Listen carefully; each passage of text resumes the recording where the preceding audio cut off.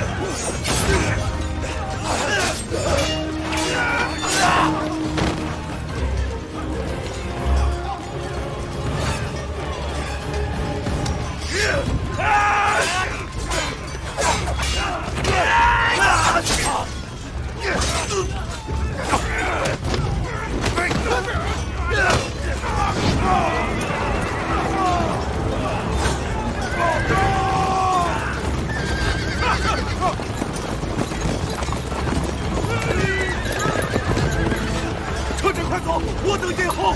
快走啊！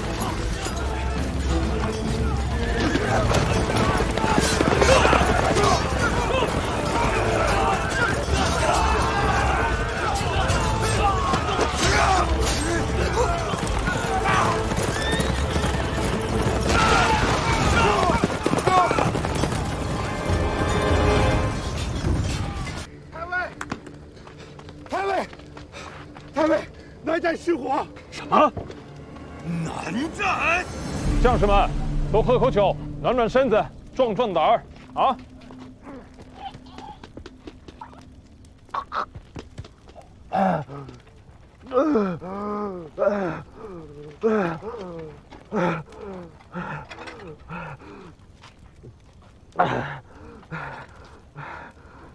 喝酒吗？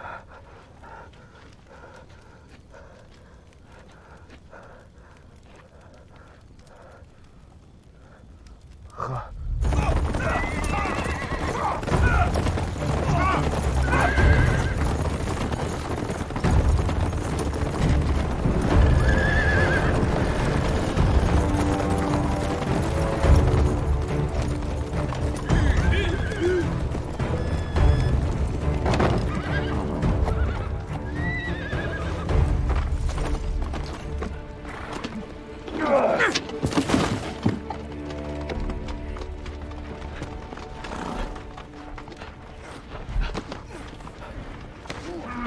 启禀主帅，末将率18支会自营后出寨向东，绕过阴山，沿南清河向西者，焚毁了瘴逆、屯粮的南寨。你的18指挥，只剩下你身后这些人马了吗？而让我们以命相护，助我生擒7代御史大夫耶律杰里，混账东西！小畜生，用兵之道，守在池中。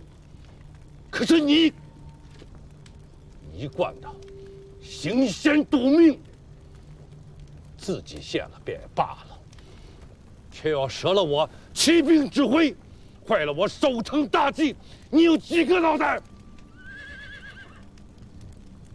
末将知罪。滚下去带队！诺。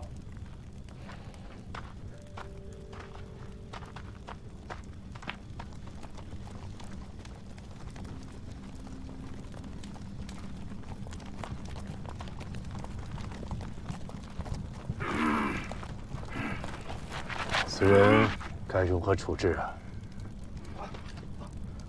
他是契丹贵族，除了令公，谁敢处置？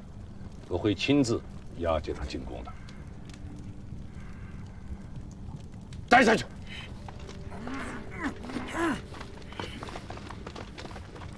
来人，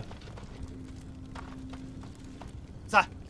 这次多亏了大郎，给他撕一条羊腿，端一盆热汤过去。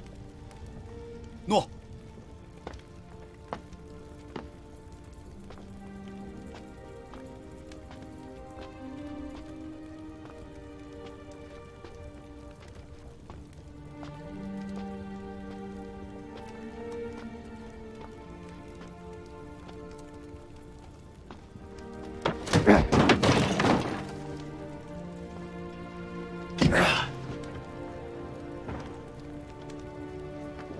喝酒吗？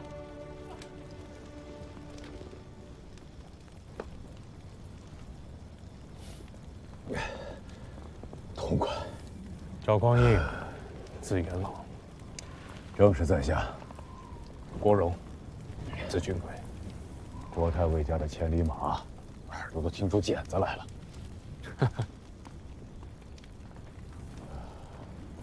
小司空不胜酒力吗？没看见在喝吗？司空就是司空，喝起酒来也是1分3瓶以上的技巧啊！什么司空不司空？小弟钱红处，字虎子。哎呀，有你在身边，夜间急切的时候，怕是都不用出门了。去你的！大郎，大郎，这儿呢。哪儿来的？太尉赏你的，兄弟们都说你是好样的。滚！不白喝你的，一起吃。好久不客气了。突然想起来，今天是小岁之夜。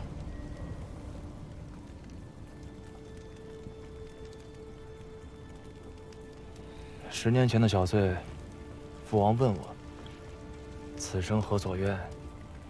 我那时好玩，当着一众哥哥的面说：“我要出海，我想去看看《山海经》里的鲲鹏，到底是个什么样子。”天下的阿弟都一个样，心里明明开心的紧，嘴里却恨不得把你给剁了。我10岁那年，也是小岁，阿爹问我长大以后要干什么，我说：万军之中，临敌能陷阵，成未获之功，于愿足矣。当夜便是一顿好打。你呢？你想要什么？问你话呢。没有。真无趣。早知你如此扭捏不爽利，当日便不救你了。生在这个世道里，想要什么，似乎都不对。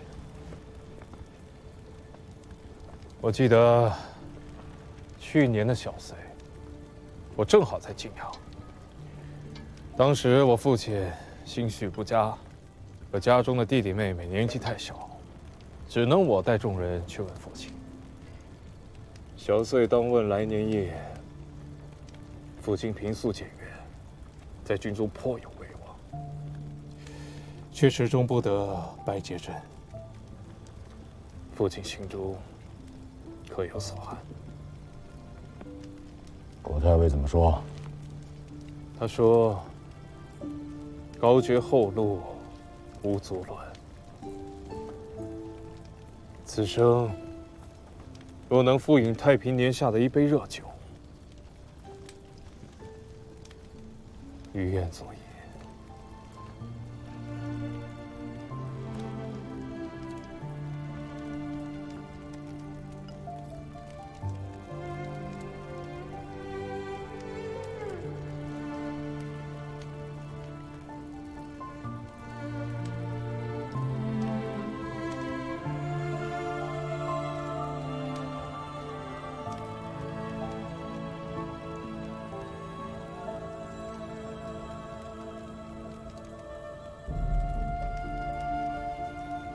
好美啊！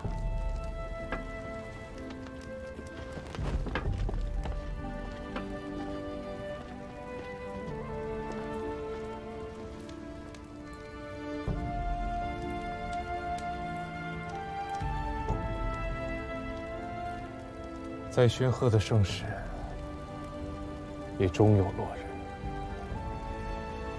再不堪的乱世，也终会迎来日出。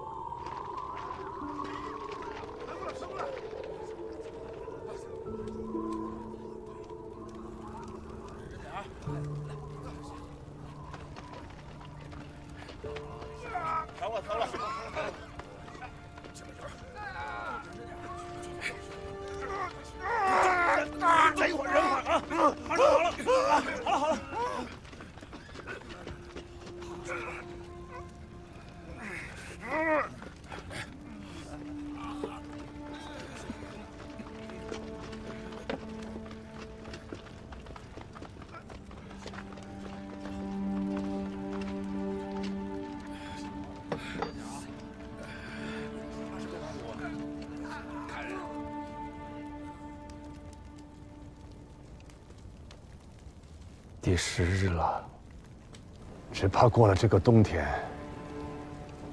汴梁城里就没有活人了。天寒地冻，守城固然艰难，可攻城的贼众只会更难。这话也不是这么说的。城墙可视，人心不可视啊。最初几日，凭着一腔义气热血，一番高洁厚禄，尚可支应。如今10日过去了，渭南多变，人之常情。再加上天寒难耐，敌中也不是孤军一支啊。杜重威在腋下还有5万兵，更不要说他背后的契丹人。倒是朝廷这边，号称征朔，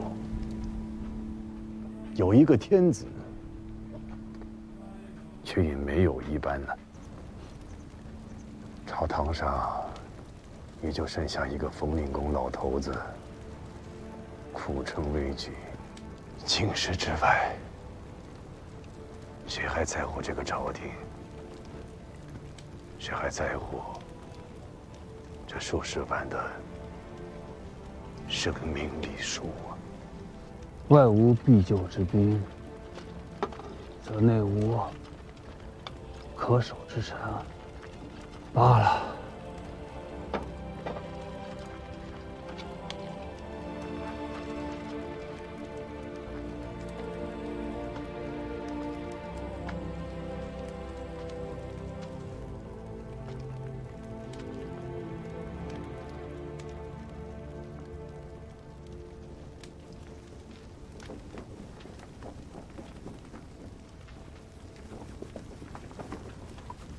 守了10日了，也不知道相公们议出什么章程没有。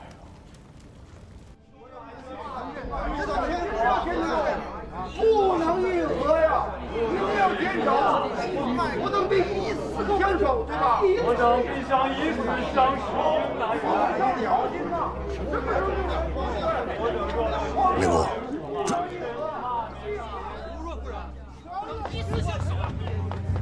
令公，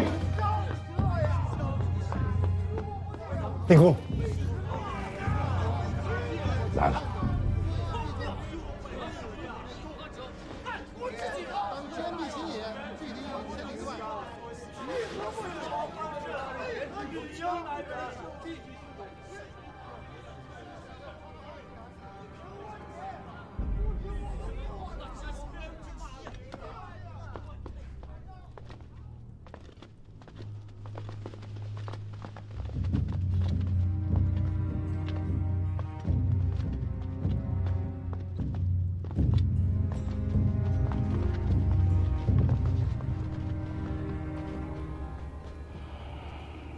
文肃，令公，打开重元殿，上朝。看来今日是无仗可打了。回去与冯令公复命了。你说什么？整肃兵马，撤回到皇城里。撤回去？那这城呢？不守了？当日令公颁下的军命，便是守城10日。如今10日已满，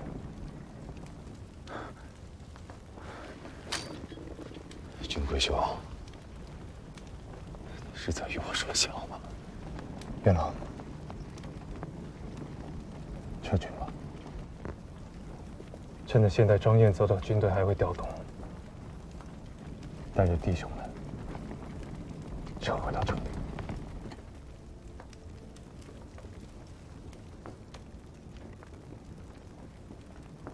浴血11日，死了的、活着的，都是好汉子。殿下，你们能做的事情都已经做完了，余下这些弟兄，不当枉死。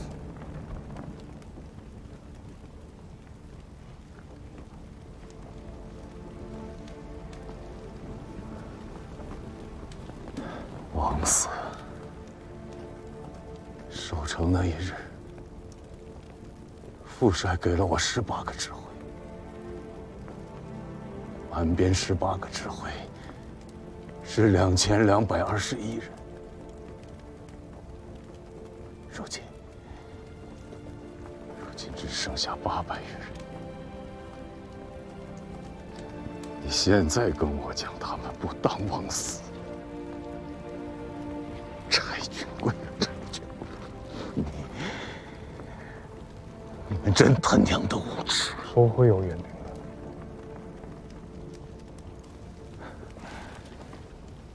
我知道，再守下去，也是一样的结果。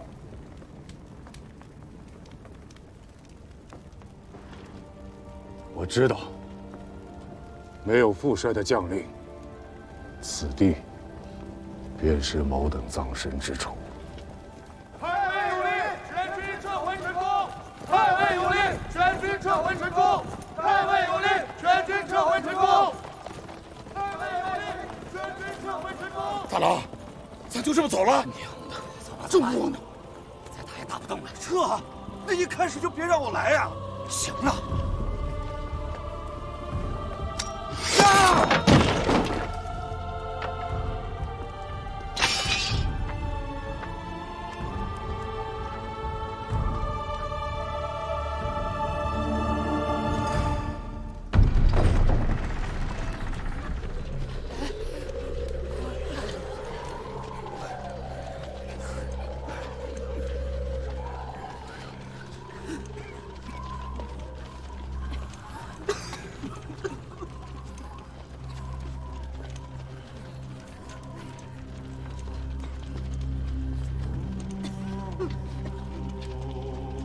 为契丹会同10年，岁次丁未元月，契丹大皇帝陛下制曰：请有皇王分尊北南，祭墓名誉，告谕四方。兹尔时事，以近乎之资，困守绝瓮，田不过1城，众不足1旅，危身苟命，自成大统。朝纲稳于内，政治昏于外，致令天下纷扰，九州板荡，恶殍盈途，触目惊心。朕心敏测难安，唯念苍生之喘。欲解倒悬之机，南州赤子饥寒相望，故兴吊民之师，亲临夜变之间，期以扩清宇内，拯救斯民于水火之中。兹尔少君，荒民失次，善计宗挑，辄敢抗尊，自起信端，冒读纲纪，涂炭文人。非尔所期，可自去尊号，迁居别业，贬为副议侯，以待明罪。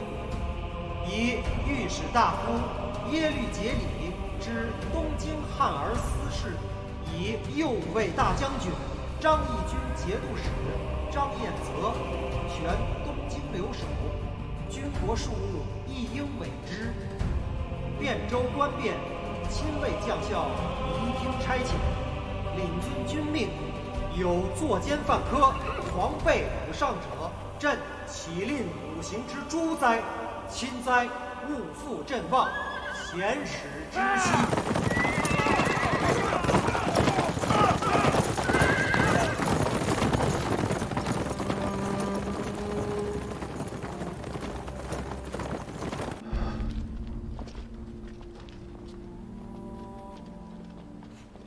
我家奉令公父率军命，率军驻守阜城，前后共计10日，战没671人，战伤732人。现奉命归城，向令公与副帅教令。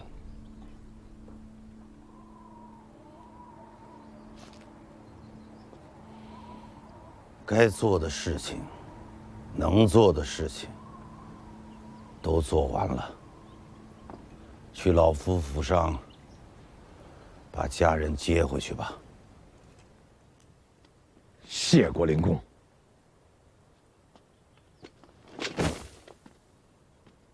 末将殿前承旨，侍卫秦军第18指挥，中书门下堂后侍卫秦从官，待遇器械赵匡胤。恳请令公顾念军心，体恤褒奖战没战伤和有功士卒。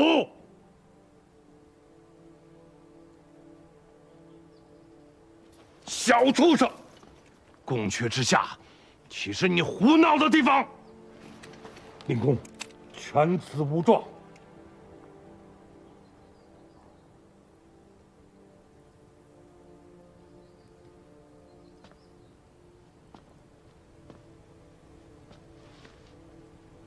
拿来。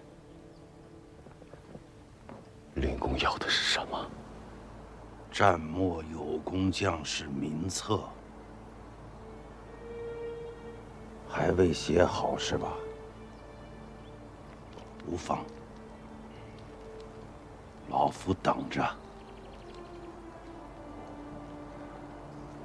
战没战伤的将士需要抚恤，有功的将卒需要褒奖。这即便是天真的塌下来了，也是要做的事。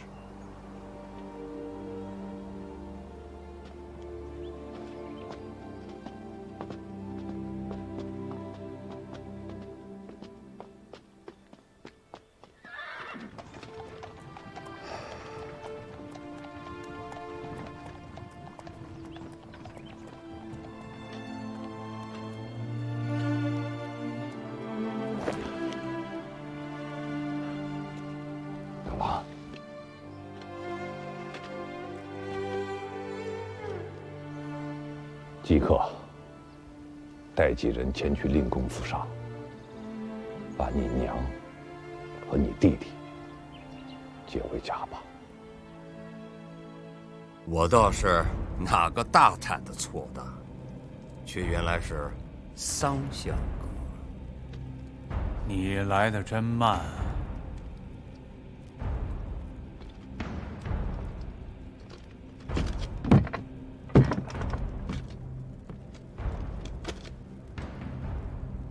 无礼！这是桑相公。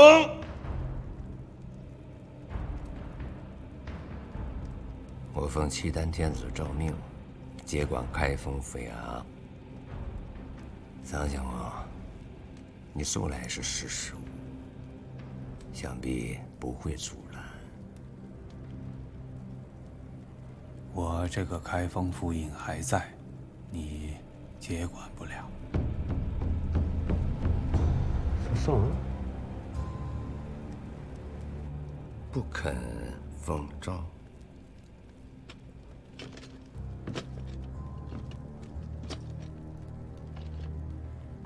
你这阿臧杀才，明明死期当至，还自以为得机，实在是夏虫不足语冰啊！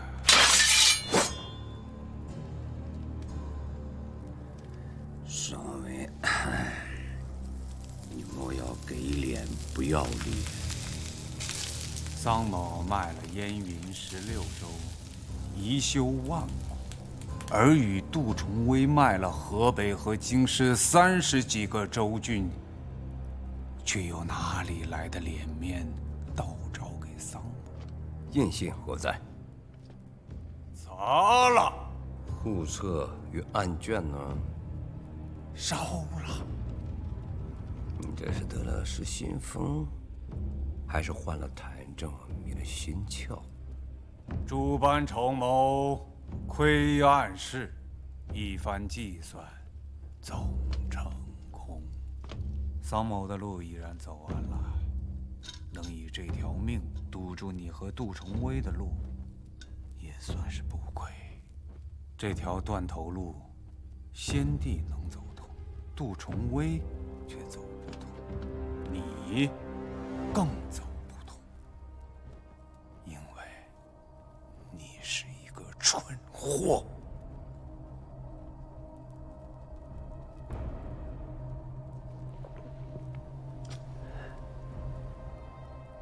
好，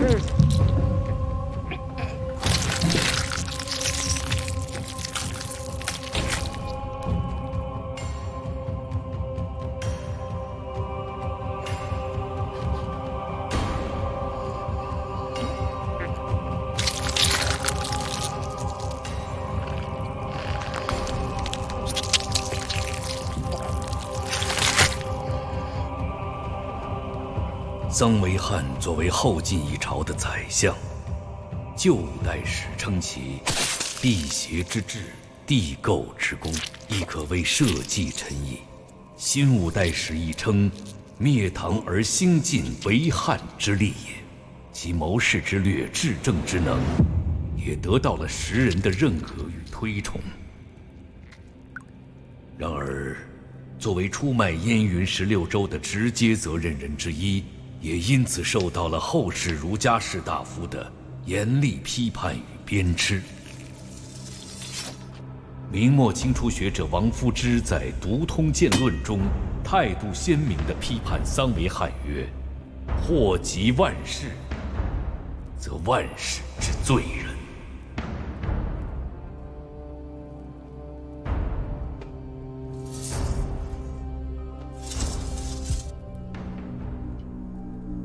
中军，末将在。晓谕全军，给假3日，全城大肃。打头阵的弟兄，大封第1日，其他人2、3日，让弟兄们记好时辰。大后日晚间，须使各自归队。谢太尉。